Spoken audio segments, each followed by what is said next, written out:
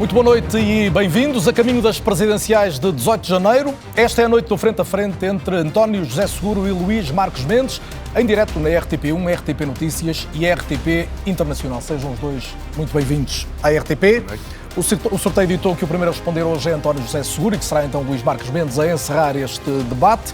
Comecemos por uma notícia do dia de hoje, a publicação pela revista Sábado de uma série de escutas da Operação Influencer que envolveram o então Primeiro-Ministro António Costa. O processo é conhecido, era controverso desde o início, até por ter feito cair o governo de então, e sabe-se agora que António Costa foi escutado cerca de 50 vezes, embora não fosse ele o alvo das escutas, e que muitas dessas interseções estão agora também na praça pública. António José Seguro, a pergunta é: que gravidade é que atribui ao que pode ter lido nas escutas e, sobretudo, ao facto de terem sido divulgados? Bem, em primeiro lugar, muito boa noite. Sim, cumprimentar o Luís Marques Mendes, expressar o meu regozijo pelo nosso Presidente da República já estar em casa, ter sido do hospital, e cumprimentar todos os nossos telespectadores, em particular a comunidade de portugueses que trabalham fora de Portugal e especialmente e em particular os portugueses que estão na Venezuela, que passam neste momento uma situação de angústia e que merecem uma palavra de esperança e de solidariedade. E eu espero que Portugal, a nossa diplomacia, em conjunto com a diplomacia da União Europeia, possam encontrar uma solução adequada e pacífica neste quadro e neste momento. Bem, eu estou preocupadíssimo com aquilo que li hoje e com aquilo que se passou há 2 anos. Há 2 anos, a Procuradora-Geral da República colocou num comunicado que o Primeiro-Ministro de Portugal estava a ser investigado. E passado 2 anos, não há absolutamente nenhum facto que prove essa justificação. 2 anos, num caso destes, é uma situação muito grave. E aquilo que vamos tendo conhecimento, como hoje aconteceu na revista Sábado, são transcrições de escutas que não têm a ver com aquele processo e com aquele facto. Nem percebo como é que estão num processo de investigação. Não compreendo. E por isso a Justiça, eu disse há uns dias que a Justiça tinha que ser competente. E considero que isto não tem nada a ver com o Estado de Direito Democrático. Alguém tem que vir responder. Nós estamos a falar e alguém de um cidadão da República. Claro, nós estamos a falar de um cidadão que é Presidente do Conselho Europeu, que era Primeiro-Ministro na altura, o país perdeu um governo, o país foi a votos, o país que tinha uma situação de estabilidade política e passou para ter uma situação de instabilidade política, já com 2 eleições depois disso, e ninguém responde, ninguém é responsável. Quer dizer, isto não pode ser assim. E, portanto, a situação é, do meu ponto de vista, grave. Luís Marques Mendes, numa questão anterior já deste processo, boa noite e bem-vindo também, quando se falou da questão da autorização ou não por parte do Supremo em relação às escutas ao então Primeiro-Ministro, disse que a lei tinha sido cumprida. Perante esta divulgação, mantém essa ideia de que a lei está a ser cumprida e bem cumprida? Já lá vamos, porque há vários factos aqui a terem atenção. Primeiro, um cumprimento para si, outro cumprimento para o António José Seguro, um cumprimento para os nossos telespectadores, também um cumprimento especial para os telespectadores das comunidades portuguesas. Eu espero e tenho ainda esperança que haja um debate próximo em que nós possamos discutir também os temas das comunidades portuguesas, que é mais importante porque Portugal não são só os 10 milhões cá de dentro, também são os 5 ou 6 milhões lá fora que têm problemas e ambições. Posto isto, vamos a este assunto. Eu acho que este assunto dá razão à proposta ou compromisso que assumi na semana passada, num outro debate televisivo, de que é preciso rapidamente, com pressa, dar o pontapé de saída para um pacto na Justiça. E anunciei que o meu primeiro Conselho de Estado, depois de ser eleito Presidente da República, será exatamente sobre essa matéria. Para começar a aproximar posições, porque senão PS, PSD, designadamente estes 2 partidos, parecem condicionados e não se aproximam e não se faz nenhum entendimento. Mas vê uma gravidade particular na divulgação destas escutas? Claro que vejo. Por isso é que eu digo que isto confirma que a Justiça está doente. Olha, e o Ministério Público em particular? Não, tudo. Mas vamos por partes. Primeira parte, violação do segredo de justiça. É gravíssimo. É mais uma, mas é grave. E não se resolve como o Ministério Público pretende, com uma participação crime contra a revista Sábado e os seus jornalistas. Os jornalistas não assaltaram o Ministério Público. Alguém lhes passou a informação. Logo, devia ser investigado exatamente quem é que passou aqui a informação. Acresce ainda que, pela jurisprudência do Tribunal Europeu, o Ministério Público não vai ter espécie nenhuma de razão. Mas esta questão do segredo de justiça é uma matéria que os políticos podem rever em próxima alteração. Segundo ponto, a Operação Influencer. Concordo com o António José Seguro. é inqualificável que ainda não esteja encerrada. Encerrada quer dizer ou arquivada, se não houver provas, ou então com acusação. Isto é absolutamente lamentável e o Ministério Público não pode ter uma investigação no seu cargo ali até à eternidade. E o Procurador também tem de falar sobre isso, na sua opinião. Não, tem o Procurador, é o Ministério Público, o Procurador é o topo do Ministério Público, com certeza. Mas a questão é, sobretudo, são as questões de fundo. A questão de fundo é lamentável. Mais de 2 anos. Ou 2 anos. Terceiro ponto. Para concluir. Também há outra coisa lamentável, absolutamente lamentável. Quando foi da Operação Influencer, foram descobertos 75 mil euros em notas, escondidos no gabinete do chefe de gabinete do Primeiro-Ministro. Ninguém até hoje deu uma explicação cabal e definitiva. Nem o chefe de gabinete, nem o ex-Primeiro-Ministro, nem o Ministério Público. E, portanto, tudo isto mostra que as coisas estão, de facto, mal. E o mal significa o seguinte, é sacar responsabilidades, mas também é da classe política juntar-se, fazer um entendimento e fazer as reformas que sejam necessárias para pôr a justiça a funcionar. E é um tema que ambos já trataram como prioritário para os vossos mandatos, se vierem a acontecer. Eu queria só dizer uma coisa. É essencial que se peçam responsabilidades e que se exijam responsabilidades. Não se passar por isto sem que alguém assuma essas responsabilidades. E não é só aqui. O cartel da banca foi condenado em 2 momentos a pagar 225 milhões de euros. Não pagou porque escreveu. Escreveu porquê? Quais são as razões? Quais são as causas? Quem é responsável? Quer dizer, o país não pode viver com uma justiça... Vai pedir essas explicações a quem, se for Presidente da República? Naturalmente que essas explicações têm que ser dadas já. Não se pode esperar pela eleição presidencial. Já devia ter sido dada há meses. Nós não podemos passar por uma situação de justiça em que as coisas acontecem, lamenta-se, encolhe-se os ombros e ninguém é chamado à pedra. Ninguém é responsável, ninguém é responsabilizado. Desculpe, nós vivemos num Estado de Direito Democrático e os operadores da justiça e os responsáveis da justiça têm que prestar contas, têm que prestar responsabilidades públicas. Não têm todos o mesmo grau de responsabilidade. Mas é uma questão de credibilidade e de respeito. Então acha normal que os bancos tenham sido condenados a pagar 225 milhões de euros e tenha prescrito? E ninguém assume responsabilidades? Não é apenas para concluir. O Carlos Daniel, se me permite. Evidentemente que estamos totalmente de acordo. Pedir responsabilidades. Isso é óbvio. E as questões que eu coloquei há bocadinho são muito sérias, são 3 questões muito sérias.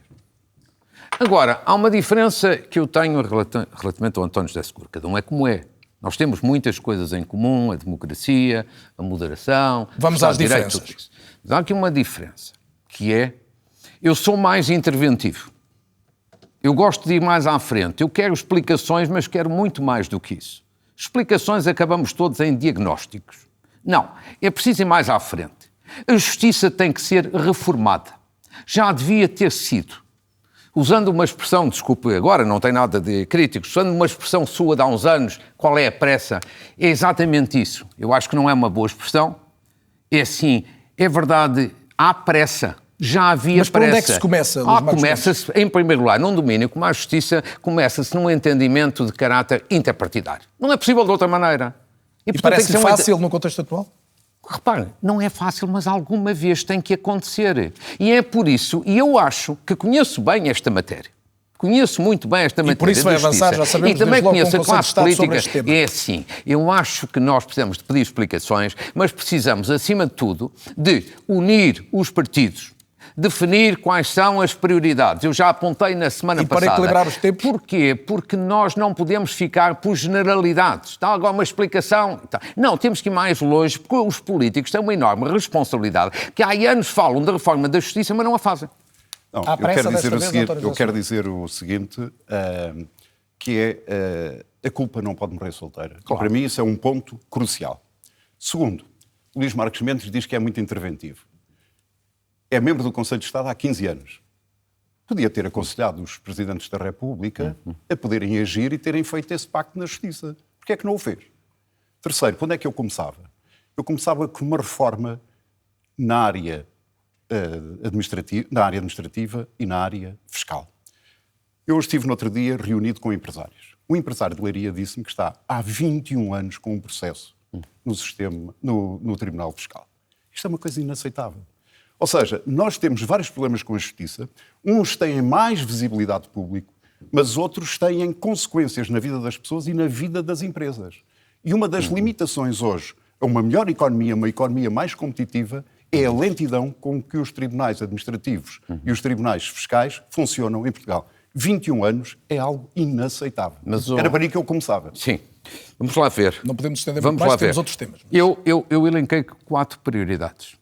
Mas nenhuma destas lá estava. Não, lá está. Peço imensa desculpa, não esteve então atento. Não esteve então atento porque eu falei de morosidade da justiça, primeira prioridade, no domínio criminal e na justiça económica, que é essa, tribunais administrativos e fiscais. Foi a primeira prioridade. Segundo, manobras dilatórias, que é aquilo que José Sócrates pode dar a vida a fazer e que a lei permite e, portanto, a culpa é dos políticos que não alteram a lei e não a reforma. Terceiro, porque temos uma justiça para ricos e para pobres, porque é uma justiça caríssima, que é uma coisa que quase ninguém fala. E depois disse que é preciso ir ao Ministério Público, porque há coisas que não podem continuar a acontecer. Portanto, há aqui um ponto, e já agora, por causa desta matéria, isto não podem ser meras generalidades. Por exemplo, a questão das escutas. Há muito boa gente. Eu acho que há escutas a mais em Portugal. E acho que essa prática é má. Mas também não caio na tentação de alguns de acabar com as escutas ou de reduzir drasticamente as escutas. Porque a existência das escutas é um meio complementar de investigação, não pode ser um meio principal, mas se não houvesse escutas, José Sócrates não teria a investigação que teve. Armando Vara não teria a condenação que teve. As escutas são importantíssimas também para uma coisa muito importante que é combate à corrupção. Combate à corrupção, ao Carlos Daniel, não é bater com a mão no peito e dizer sou muito a favor do combate à corrupção. Não. É preciso reforçar os meios dentro do que é correto para um combate eficaz à corrupção. A corrupção também é uma prioridade sua? Já agora, António José Seguro, claro que é uma prioridade minha, a corrupção, e a lei tem que ser aplicada para todos. Quer dizer, não há uma lei para uns e uma lei para outros. Claro. Tem que ser aplicada para todos. Isso, portanto, seja ex-primeiro-ministro, seja um cidadão vulgar, um cidadão normal. O combate à corrupção tem que ser uma prioridade do Estado de Direito. Isso é uma coisa, para mim, claríssima. E não tem sido? Aliás, vamos lá ver.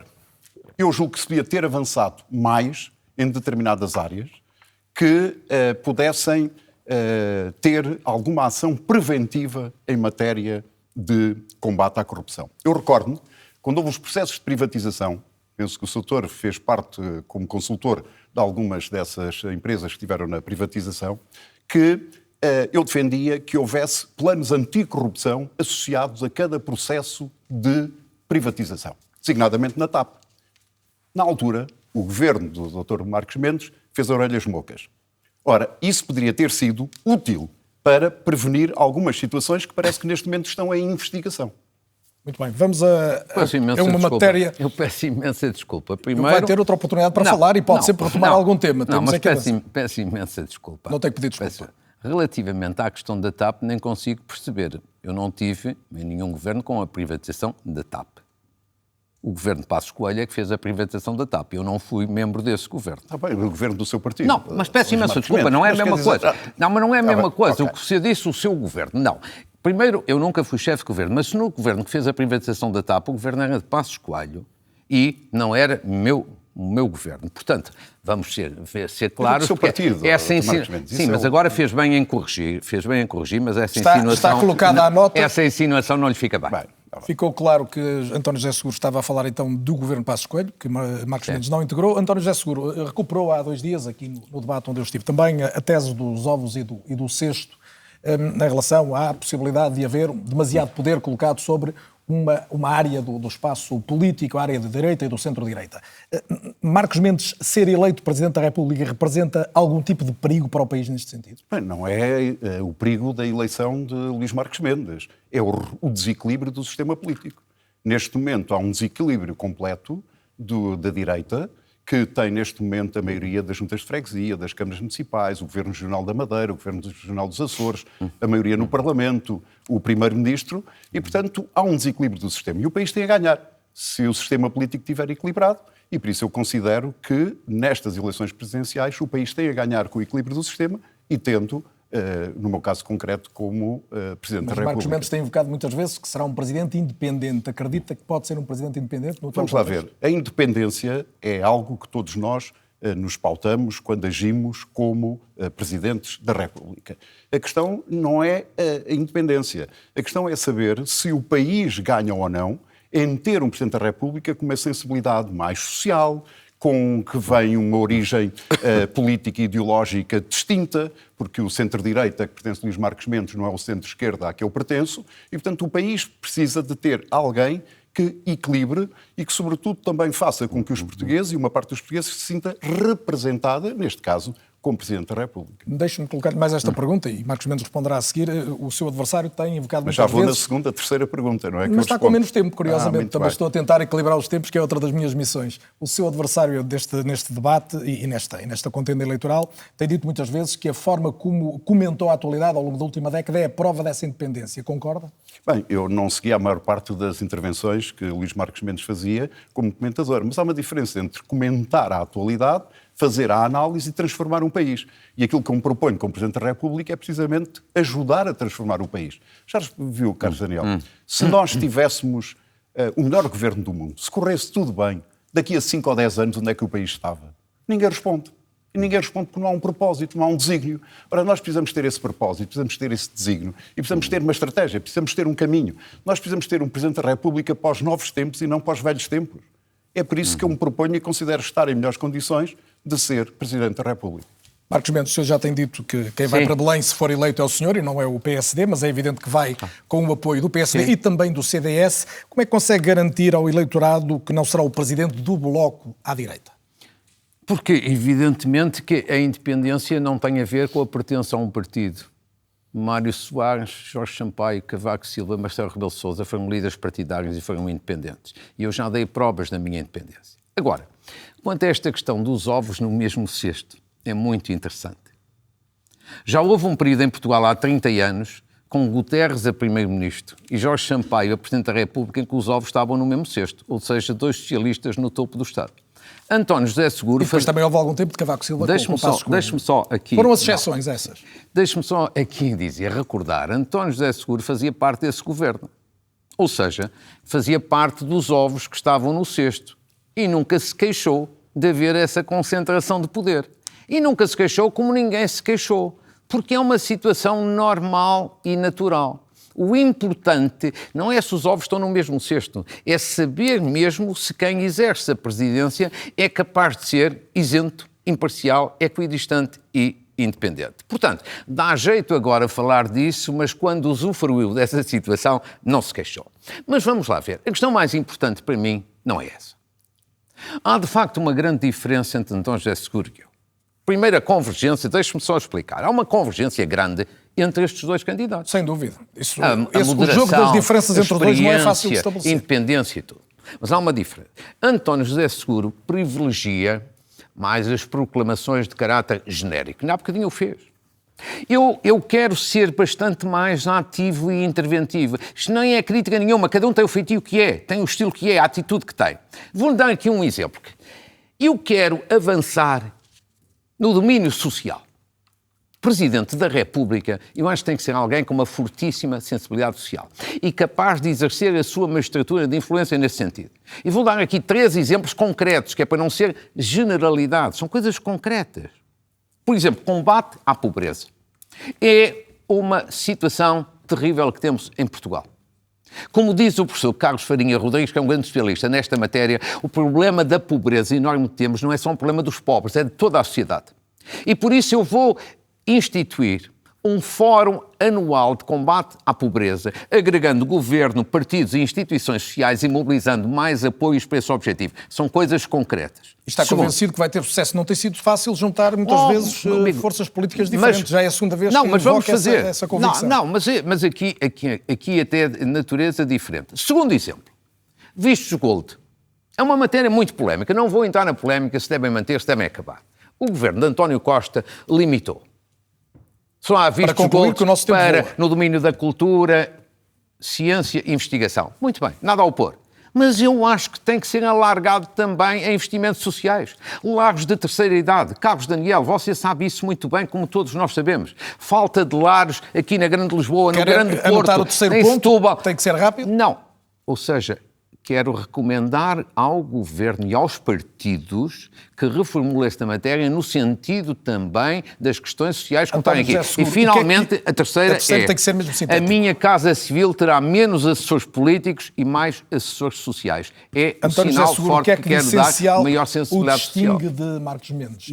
É ser menos interventivo? Peço imensa desculpa, temos que ir aqui a estes temas. Em primeiro lugar, mas começou por isso. Luís Marcos Mendes começou por dizer que era diferente e que era mais interventivo. Luís Marcos Mendes diz, bem, já houve uma situação em que, aliás, houve duas, também houve Cavaco Silva e Passos Coelho, houve duas situações. Só que os tempos eram diferentes, Luís Marcos Mendes. E sabe porquê é que são diferentes? Porque nessa altura não podia haver uma revisão constitucional sem os votos do PSD.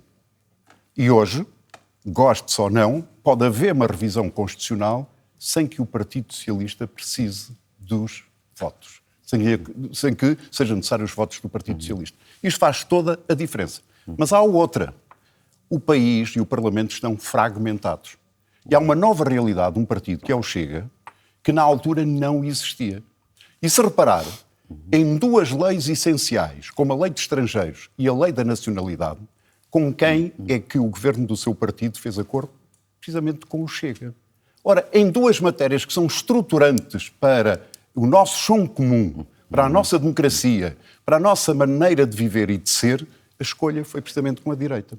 Ora, o que é que nós precisamos? Nós precisamos de ter um equilíbrio no sistema e daí eu considerar que a pessoa que está em melhores condições de um outro campo político para exercer essas funções de Presidente da República, com moderação, com agregação, com respeito, sou eu. Segundo, a questão das generalidades. Dr. Luís Marcos Mendes, quando eu apresento uma proposta de uma aliança de todos os partidos para que se crie um verdadeiro pacto para a saúde, eu estou a falar de coisas concretas. Eu estou a falar do acesso dos portugueses a tempo e horas a cuidados de saúde. Eu estou a falar de uma organização e de uma gestão que permita que os recursos que estão no Serviço Nacional de Saúde sirvam verdadeiramente para promover esse acesso. Eu estou a falar em situações concretas que promovam o acesso a consultas e que os portugueses não tenham que esperar semanas ou meses por uma consulta. Não tenham que esperar meses ou anos por uma intervenção cirúrgica. São os governos, não tem que estar, durante o fim de semana, a ver quais são as urgências que estão abertas quando precisa rapidamente de um médico ou de um tratamento de uma urgência. Qual é o maior problema Estamos a falar de coisas concretas e muito reais. Segundo, sobre esta questão da pobreza. Eu não vou esperar, nem vou fazer nenhum fórum. Na primeira reunião que eu tiver com o Primeiro-Ministro, às quintas-feiras, esse vai ser um dos temas que está nas minhas prioridades. E sabe porquê? Porque nós, ao ritmo que temos vindo a diminuir a pobreza no nosso país, nós precisamos de um século para eliminar. Um século. Isto é chocante e é um cancro social enorme. Nós precisamos de inverter esta situação. Da mesma forma, Luís Marcos Mendes, que hoje a maioria dos pobres, ou uma grande parte, são filhos de pais pobres e netos de avós pobres. Quer dizer que os elevadores sociais não estão a funcionar. Temos que fazer muito, mas eu não vou esperar meses para pôr um fórum em pé. De colocar vou muitas tratar desse assunto na primeira reunião, tem dois temas que fatalmente querem trazer ao debate. Não sei se quer uma réplica, tem que ser curta. Não. Estamos equilibrados em termos de tempo agora? Estamos de acordo. Se o António José Seguro subscreve a minha ideia de um combate reforçado à pobreza, estamos de acordo. Agora, evidentemente que eu tenho uma vontade de ser muito mais proativo. E tem a ver com outras áreas. Sei lá, eu já assumi o compromisso de colocar um jovem no Conselho de Estado. Diz-se, não tem importância. Tem, nunca na vida isso aconteceu. Nunca na vida. O Presidente da República designa 5 pessoas para o Conselho de Estado. Nunca na vida alguém designou um jovem. Permita-me incluir outro tema de atualidade muito relevante, que é a questão das leis do trabalho. Eu tenho que os ouvir aos dois sobre... Mas podia-me deixar só acabar aqui o raciocínio. Com a questão dos jovens? Não. A questão dos jovens é uma proposta concreta. Presidências abertas nas comunidades é uma proposta concreta. Mas uma matéria que eu gostaria de tratar. Como é que se vai abordar? Há uma diferença também entre nós. Como é que se vai abordar? Relativamente ao Chega. Se o Chega um dia ganhar eleições, vamos a essa questão, vamos abordar, e era uma das questões que eu tinha, mas vou-lhes pedir respostas muito concretas e diretas, porque senão não vamos ter tempo. Eu queria falar das leis do trabalho e ainda da Europa e da segurança da Europa. Creio que são 2 temas obrigatórios para ouvir duas pessoas com legítimas ambições a serem presidentes do país. Em relação ao Chega, já colocou essa questão. Num contexto, sendo eleito um dos senhores, irá absolutamente ter que avaliar o resultado de umas eleições legislativas, mesmo que a legislatura se cumpra normalmente até ao fim. Se o Chega a ganhar essas eleições ou integrar uma solução de governo, o senhor dará posse a essa solução? Não, se o Chega a ganhar as eleições, nisto estamos de acordo, António José Seguro e eu. Já ambos dissemos a mesma coisa. Ou seja, se o Chega a ganhar as eleições, foi a decisão dos eleitores, a Constituição manda que seja indigitado o líder do Chega para primeiro. Está indigitado. Qual é a diferença que temos? E, uma vez mais, é o ser mais proativo ou menos proativo. É a grande diferença. Que é assim, eu já disse, e posso explicar de uma forma muito sintética, que é assim. O Chega é um partido que passa a vida a ter ideias, propostas de caráter inconstitucional. Pena de morte, por exemplo. Prisão perpétua, então, insiste permanentemente. São 2 matérias que são impossíveis de concretizar pela Constituição, são inconstitucionais. Não é uma questão de fazer uma lei mais assim ou mais assado, não pode sequer ser legislado nessas matérias. E por isso, se o programa eleitoral do Chega tiver inconstitucionalidades como estas, podem ser outras, eu não indigitarei o líder do Chega, primeiro-ministro, nem lhe darei posse, enquanto não tiver garantias por escrito de que o seu programa será limpo nesta parte das inconstitucionalidades e que a Constituição será totalmente... E quer deixar a sua posição sobre se o Chega deve indicar alguém para o Supremo Tribunal de Justiça? Não, essa parte não me diz respeito. Deixe-me terminar, não confunda os planos, porque é uma coisa completamente diferente. É que eu sou o único candidato que tem esta questão e devo dizer o seguinte, e porquê? Primeiro, porque matérias desta natureza não é possível fazer uma lei mais assim ou mais assado. Portanto, não é dizer, deixo mais tarde para o Tribunal Constitucional. Não. Segundo ponto, não é o absurdo completo. A degradação da democracia que seria dar posse a um primeiro-ministro que no dia seguinte apresenta um programa de governo com medidas grosseiramente inconstitucionais. Já foi claro, Luís Marcos Mendes, deixe-me ouvir o António José Seguro. O Presidente da República é o garante do cumprimento da Constituição. Neste contexto, quer de uma vitória eleitoral do Chega, quer de um programa de governo que tenha inconstitucionalidades, o seu olhar é diferente de Marcos Mendes? Não, para mim é muito claro. Não há governos contra a Constituição.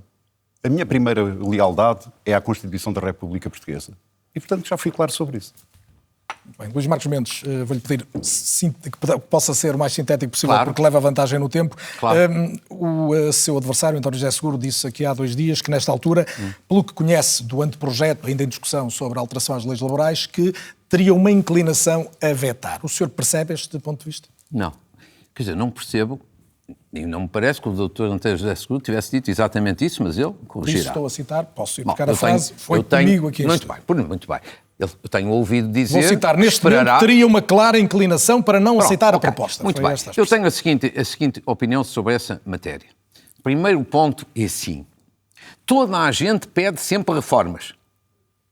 E quando as reformas começam a ser feitas, há que dar ao rei que não é o momento, não é a oportunidade, não se deve fazer reformas. Eu não tenho esse ponto de vista. Segundo lugar, um Presidente da República só se pronuncia sobre se veta, promulga ou envia ao Tribunal Constitucional quando lhe chega o texto definitivo da lei. Terceiro lugar, tenho suficiente experiência para saber que o documento que aí existe neste momento não será nada parecido com o documento final, porque a negociação que vai ocorrer vai levar a profundas mexidas. António José Seguro, começava por este ponto, um dos citados agora por Marcos Mendes, de que só quando chegar a Belém o documento é que se deve pronunciar. Já ouvi falar mais ou menos nesses termos, mas não havia nesta altura, por exemplo, um Presidente da República não teria neste momento uma oportunidade de incentivar o diálogo e de evitar uma greve geral e um desentendimento? Vamos lá ver. Aquilo que eu considero é que o Presidente da República não se deve pronunciar enquanto estão a decorrer os processos de negociação. Já disse isso e considero que o tempo do Presidente é quando o decreto chega a Belém. Mas também já disse, dada a sensibilidade desta questão, o seguinte, que tenho uma tendência no sentido de ter uma leitura negativa se o decreto chegar a Belém nos termos em que neste momento são conhecidos. Tenho essa tendência e ponderei verdadeiramente esta palavra. E porquê? Em primeiro lugar, Luís Marcos Mendes fala numa reforma. Mas porquê é esta reforma?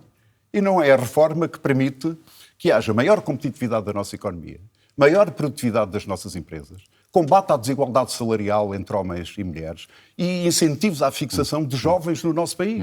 Porque é que não é essa a prioridade? Aliás, eu não compreendo como é que de um momento para o outro esta iniciativa é tomada pelo Governo. Não fazia parte da proposta eleitoral.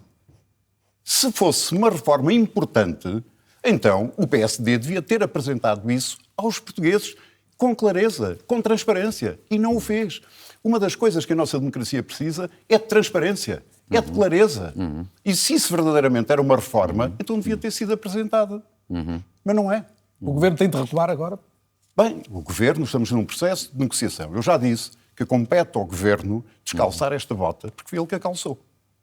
Marcos Mendes, sinteticamente, sinteticamente, porque está com vantagem de tempo, não, sinteticamente... Não era preciso mexer nas leis laborais neste sentido? Não, eu insisto neste ponto. Não sei porque é que não se pode fazer uma reforma desta natureza. Tudo está a mudar também neste domínio. Transição digital, inteligência artificial, teletrabalho, há um conjunto de alterações. Mas isso é relativamente pacífico. Deixe-me só colocar esta nota. A Ministra disse que a lei atual está desequilibrada a favor dos trabalhadores. Repare, isso foi a Ministra, não sou eu. Não. Isso é que eu estou a perguntar. Isso não sou eu. Eu só peço duas coisas. Primeiro, não gosto muito desta ideia de que toda a gente normalmente pede reformas e no momento em que elas começam a acontecer, não é tempo, não é o momento, não é oportuno, devia ser assim ou assado. Quer dizer, é isto que a mim me faz impressão, porque uma pessoa tem que ser, de facto, ter iniciativa, tem que ter ação, tem que ser proativo. Segundo lugar, nesta matéria, mais do que transparência, que também evidentemente é importante, eu acho que são importantes duas coisas. Digo isto desde o primeiro dia e estou neste momento muito feliz porque o ambiente está muito desanuviado, que é equilíbrio e o GT. Equilíbrio, porque como diz o João Proença numa recente entrevista, muito bem feita, que foi secretário-geral da UGT, diz, uma empresa são os acionistas, são os gestores e são os trabalhadores. Tem toda a razão. Portanto, equilíbrio. Segundo lugar, desde o primeiro dia que eu digo, é importante um acordo com o GT. E é que hoje acrescento, acho que vai haver um acordo com o GT um dia mais tarde, depois da greve. Bem, Marcos Mendes, o equilíbrio dos tempos tem que ser gerido por mim. Eu queria lançar um último tema para os últimos 3 minutos de debate, que é o tema da defesa da Europa e desde logo a defesa da Ucrânia. Putin disse ontem que está preparado para uma guerra com a Europa. É evidente que não falta quem veja nisto um bluff, mas também uma ameaça efetiva. Eu gostava da sua opinião sobre isto e sobre como é que a Europa pode reagir, quer do ponto de vista militar, envolvendo os seus homens, desde logo os portugueses, quer do ponto de vista do financiamento. Bem, eu sobre isso já disse com muita clareza e com muito pormenor qual é a minha posição. Em primeiro lugar, eu não percebo porque é que há um número mágico, 5%. Tem que haver um aumento de despesa para 5%. Segundo, admitindo que tem que haver uma subida, mas primeiro nós temos que fazer um exercício. Mas admito, com o atual contexto, com o posicionamento dos Estados Unidos... Acabei de dizer que admito que possa haver necessidade de uma subida. Mas antes de fazer essa subida e de a definir desse montante, nós temos que gastar melhor. Em 2023, o conjunto dos países da União Europeia, mais o Reino Unido e a Noruega, gastaram cerca de 3 vezes mais em despesa militar do que a Rússia. Portanto, nós temos que saber se com o mesmo dinheiro podemos fazer melhor. Mas temos pouco tempo para decidir, António José Sousa. Pode, com certeza. Mas que esta não é uma matéria de sim ou não. Não, eu estou a dar-lhe tempo até porque está em desvantagem. Mas então deixe-me continuar. Mas a minha nota é esta. Não há tanto tempo assim. Temos esta declaração de Putin, temos um posicionamento diferente da atual administração americana. É só colocar estas notas. Deixe-me continuar, porque estas questões precisam de ser explicadas. E, portanto, em vez de cada Força Armada ter o seu helicóptero, o seu submarino, o seu tanque, podia haver aqui economias de escala. Terceiro, uma coisa é aumentar a despesa para comprar tecnologia norte-americana, outra é aumentar e fazer investimentos em defesa para comprar europeu. Eu opto por esta segunda opção.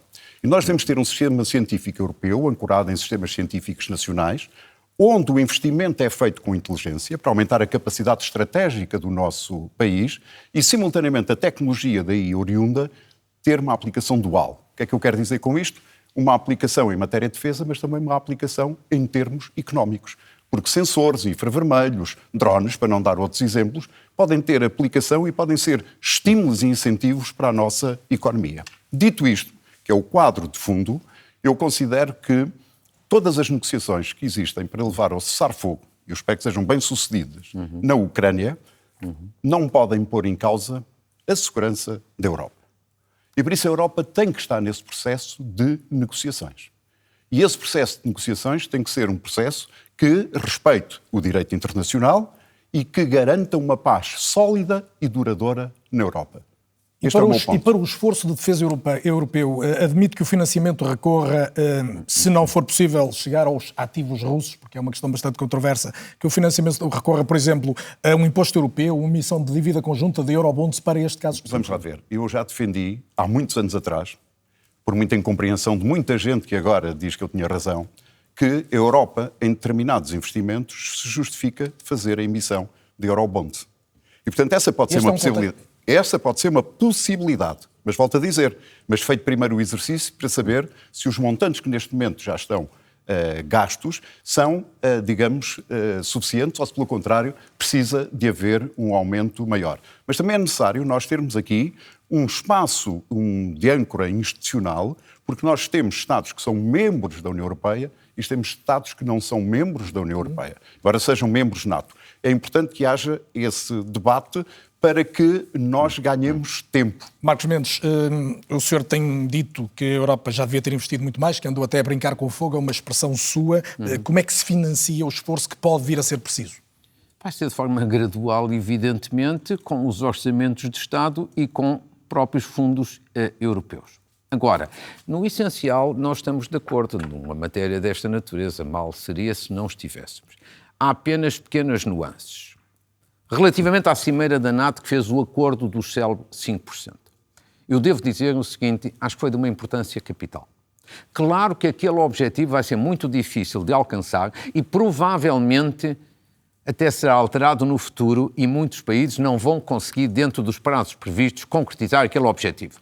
Como aconteceu com a Cimeira de Gales, em que os célebres 2% também não foram alcançados. Mas o ponto estratégico que a gente tem que ter, estratégia política, é esta.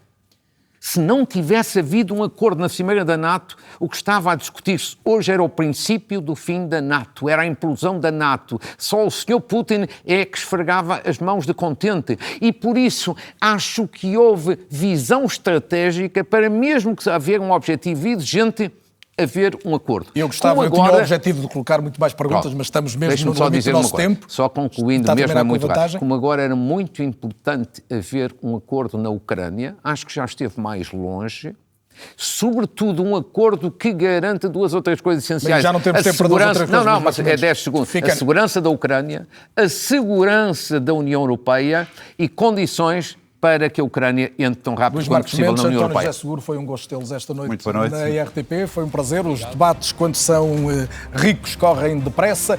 A RTP vai manter-se, obviamente, por dentro desta caminhada noticiosa rumo às presidenciais de 2026, do dia 18 de janeiro. Muito obrigado pela preferência. Estivemos em direto na RTP1, RTP Notícias e RTP Internacional. Na RTP Notícias já a seguir todo o rescaldo e os comentários a este debate. Até já.